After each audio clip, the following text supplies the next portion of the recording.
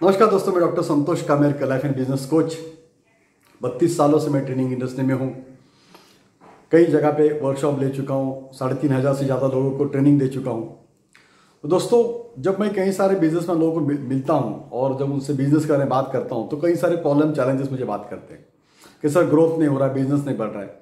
तो क्या है ये ग्रोथ फार्मूला? मैं आज आपके सामने दोस्तों बताना चाहूँगा कि क्या होता है ग्रोथ फार्मूला। तो दोस्तों, आज जो फार्मूला बताऊंगा डेफिनेटली आपकी जिंदगी बदल जाएगी। इस प्रकार से फार्मूला है। इस फार्मूला का नाम है ग्रोथ फार्मूला।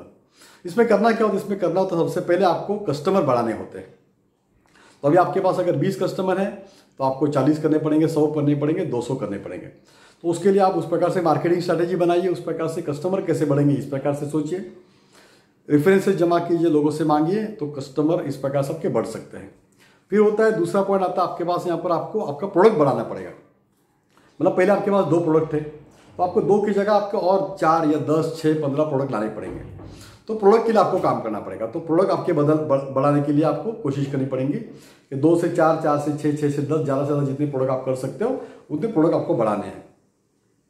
तो प्रोडक्ट बढ़ाने से भी आपका बिजनेस आप बढ़ा सकते हो। फिर उसके बाद अगला पॉइंट आता है, वो होता है दोस्तों एमआरपी बढ़ाना।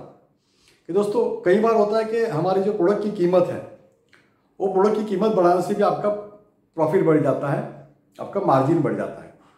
तो डेफिनेटली उसमें आपको वैल्यूएशन करनी पड़ेगी, कुछ एडिशन उनको देना पड़ेगा। तो प्रॉफिट बढ़ाने के लिए आप काम कर सकते हो। प्रॉफिट बढ़ाने के लिए आपको एमआरपी बढ़ाना पड़ेगा, प्रोडक्ट की आपकी प्राइस बढ़ानी पड़ेगी। तो प्रोडक्ट की प्राइस आप बढ़ाइए तो उसका फायदा आपको मिल सकता है।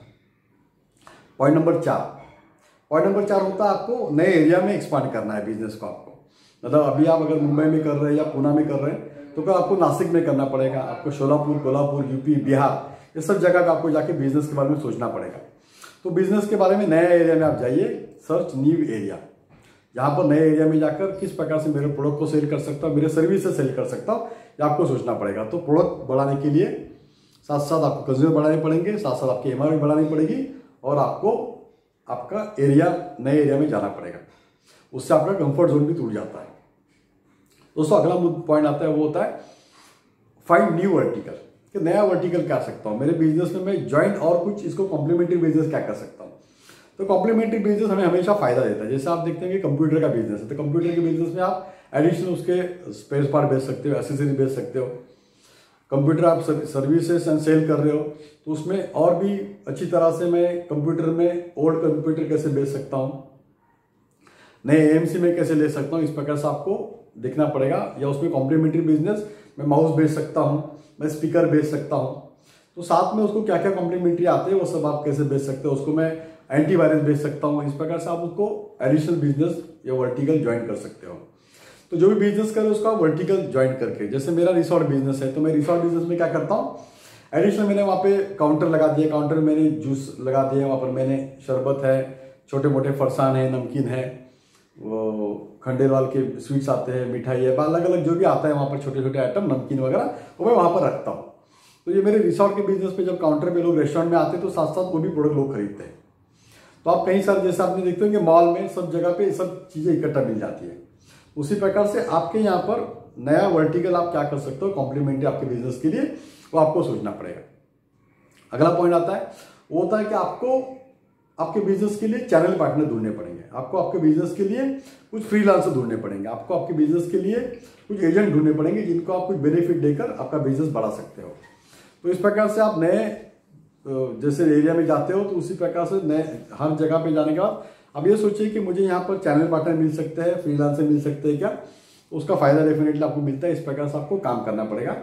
तो ये ज्वाइंट वेंचर में कर सकते हो आप, उसमें आप पार्टनर ले सकते हो, उसमें आप फ्रीलांसर ले सकते हो, एजेंट ले सकते हो, जिसको आप बेनिफिट देकर या आपका ग्रोथ बढ़ाने के लिए उसको साथ में लेके काम कर सकते हो। तो हमेशा दोस्तों विन विन सिचुएशन में काम करना जरूरी होता है। विन विन सिचुएशन में जब आप करते हो तो फायदा मिलता है। तो बिजनेस जब आप करते हो तो हमेशा कस्टमर का भी बेनिफिट देखिए। कस्टमर सेटिस्फैक्शन के साथ साथ आज के तारीख में कस्टमर डिलाइट ये कंसेप्ट आ गया है। तो लोगों को उनका फायदा क्या है आप जब समझाते हो तो उसका फायदा मिलता है। आपका प्रोडक्ट भी लोग लेते हैं, आपके सर्विसेज भी लोग लेते हैं। तो हमेशा ये ध्यान में रखिए। और लोगों का फायदा क्या है, लोगों की समस्या क्या है, ये समझ के वो समस्या के ऊपर अगर आप हल निकालते हो तो आप सक्सेसफुल बन जाते हो। तो उस प्रकार से आपको ग्रोथ करने के लिए सभी तरह से प्लान करना पड़ता है उसे ब्रेनस्टॉर्मिंग भी कहा जाता है कि आप एक जगह बैठिए शांत दिमाग से, एक पेपर लीजिए, पेपर के ऊपर सब बातें लिख के रखिए। तो जब इस प्रकार से ग्रोथ फॉर्मूले के आपको काम करना है तो सबसे पहले मैंने बताया आपको कस्टमर इंक्रीज करने पड़ेंगे, आपको आपका प्रोडक्ट बढ़ाने पड़ेंगे। पहले 2 थे तो 10, 10 थे तो 20, 20 थे तो 100 करने पड़ेंगे। आपको एमआरपी या प्राइस बढ़ाना पड़ेगा, आपको नए एरिया में जाना पड़ेगा, आपको नया वर्टिकल जाना पड़ेगा। उसके साथ साथ आपको कुछ जेवी करने पड़ेंगे, फ्रीलांसर ढूंढने पड़ेंगे। और आखिर का 7 नंबर का पॉइंट है जिसमें आपको एक्सपांशन करने के लिए स्पीड ऑफ ट्रांजैक्शन करना पड़ेगा। Speed, fast fast fast fast fast fast fast. जितना जल्दी आपका सेल बढ़ेगा उतना आपका जल्दी फायदा होता है।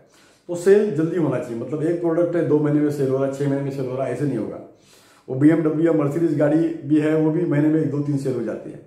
तो आपका प्रोडक्ट जितना, जैसे कोई भाजी वाला सुबह भाजी लाता है, दोपहर को बेचता है, स्पीड में ट्रांजैक्शन किया, पैसे मिल गए। वड़ा पाव वाला वड़े बनाता है, बेचता है, वड़े बेचा, 100 बेचा, 200 बेचा, 500 वड़े बेचे, पैसे मिल गए।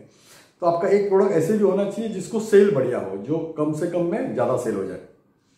तो ज्यादा जिसे कंज्यूमेबल कहा जाता है या जिसे ज्यादा यूज लोग कर पाते हैं, इस प्रकार से छोटा प्रोडक्ट भी आप रखिए, उसका फायदा आपको मिलेगा ताकि वो प्रोडक्ट को ज्यादा लोग लेंगे। तो हमेशा रखिए, जैसे मेरे ट्रेनिंग फील्ड में मेरा बड़ा प्रोग्राम भी होता है जिसमें मैं 1-to-1 कोचिंग करता हूँ, जिसमें 5 लाख रुपीज में लेता हूँ 1-to-1 कोचिंग के लिए।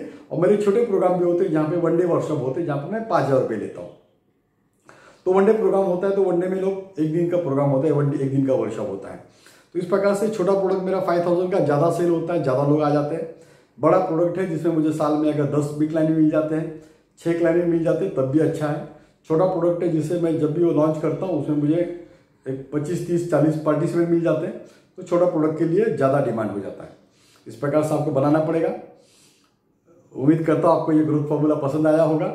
इसको प्रैक्टिकल में लाइए और इस पर अमल कीजिए, इसको एग्जीक्यूट कीजिए और इस पर एक्शन कीजिए, तो डेफिनेटली इसका रिजल्ट मिलेगा। आपको पसंद आया होगा वीडियो तो इसको लाइक कीजिए, सब्सक्राइब कीजिए और अपने दोस्तों को भी सब्सक्राइब करवाने बोलिए। धन्यवाद दोस्तों, आपका दोस्त doctor Santosh Kamerkar. Thank you.